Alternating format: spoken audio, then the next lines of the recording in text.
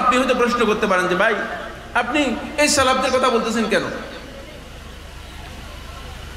এদের অনুসরণের কেন এত গুরুত্ব, এদের মানহাজের এত কেন গুরুত্ব, সালাফদের মানহাজটা এত গুরুত্বপূর্ণ কেন?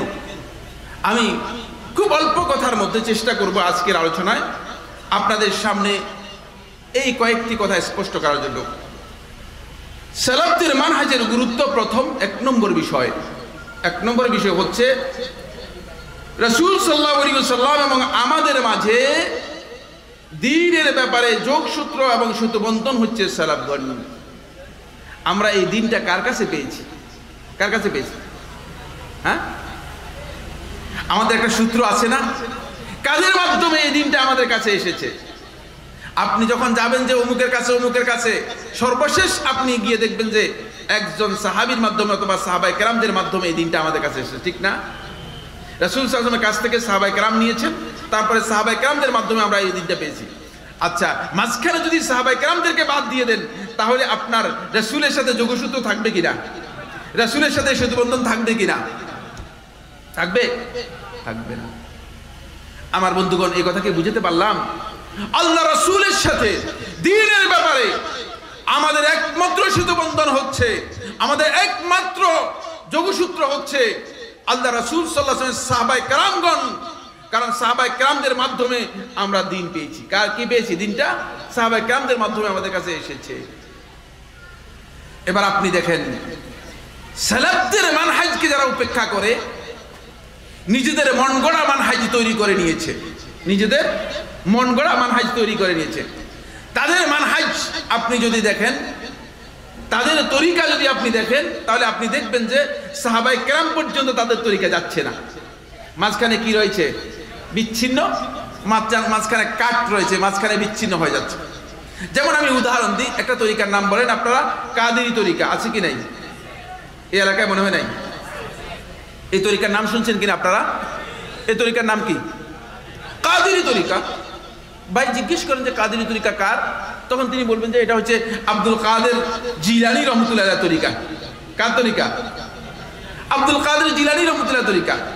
তিনি ৫ম হিজরি সনের লোক, ৫ম শতাব্দীর লোক।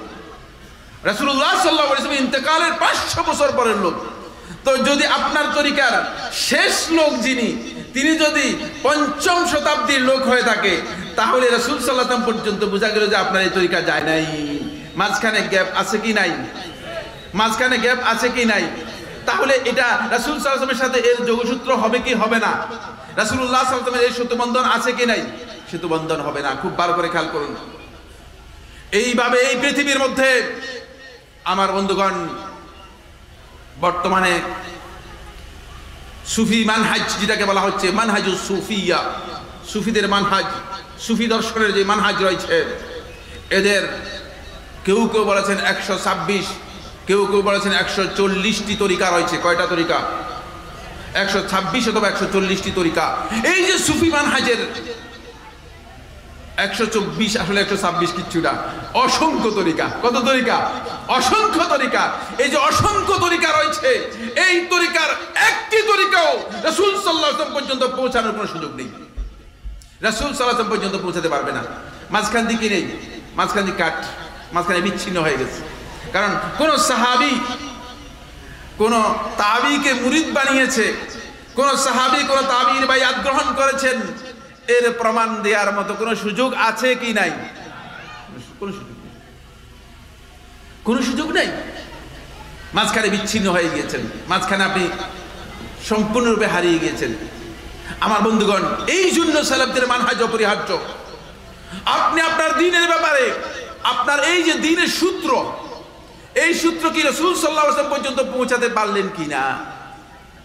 রাসূল পর্যন্ত আপনার সূত্র, যোগসূত্র আছে কিনা? যদি রাসূল পর্যন্ত আপনার যোগসূত্র না থাকে, তাহলে আপনি নিশ্চিত আপনার দ্বীনের ব্যাপারে গরমিল আছে। দ্বীনের ব্যাপারে কি রয়েছে? গরমিল রয়েছে।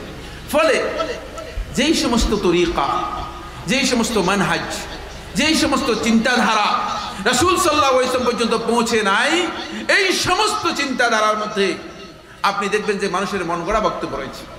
মানুষের মন গড়া বক্তব্য রয়েছে, এবং মানুষ নিজের মন গড়া বক্তব্য, রাসূলের যে বক্তব্য রয়েছে সেই বক্তব্য মানুষের কাছে দিতে পারেনি।